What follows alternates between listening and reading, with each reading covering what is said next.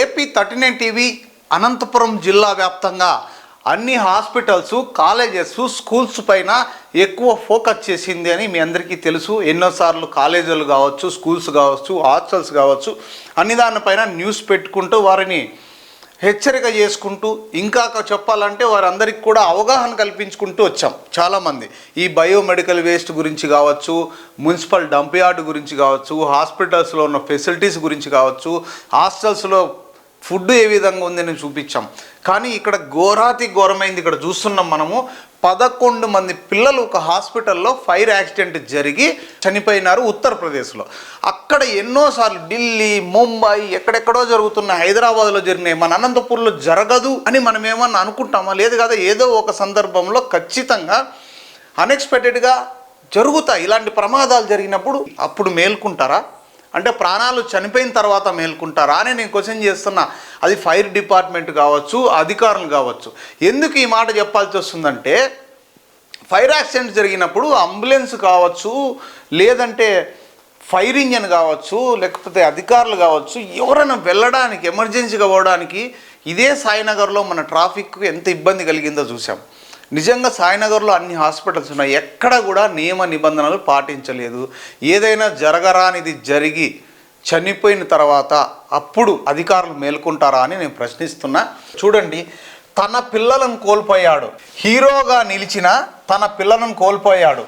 ఝాన్సీ అగ్ని ప్రమాద ఘటనలో విషాదం, ప్రమాదం నుంచి చాలామంది శిశువులను కాపాడిన యాకూబ్.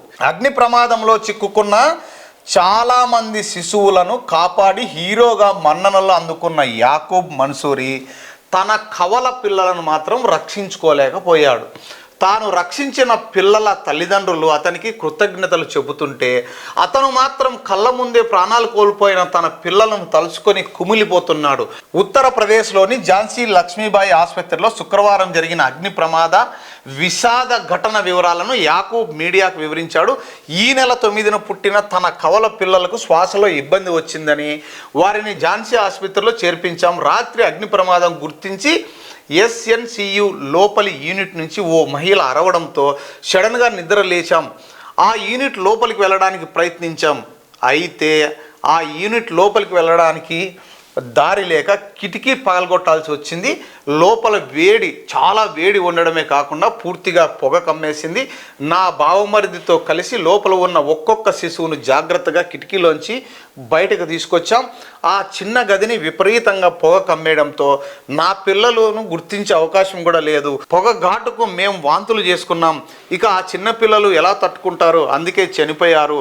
నా పిల్లలను పోస్ట్మార్టంలో చూడడం భరించలేని విషయం అని తెలిపాడు. ఈ ప్రమాదంలో 11 మంది శిశువులు చనిపోయినారు. అంటే చిన్న పిల్లలు, అప్పుడో పుట్టి చిన్న చిన్న లోపాలు లేకపోతే ఏదో సమస్యలు ఉన్న వాళ్ళందరినీ చేర్చింటారు, పురిటి పిల్లలని అంటారు. వాళ్ళు 11 మంది చనిపోయారంట. అందులో పాపం ఈ యాకూబు కవల పిల్లలు 2 జన్మించారు. ఆ 2 పిల్లలు ఊపిరాడక చనిపోయారంట.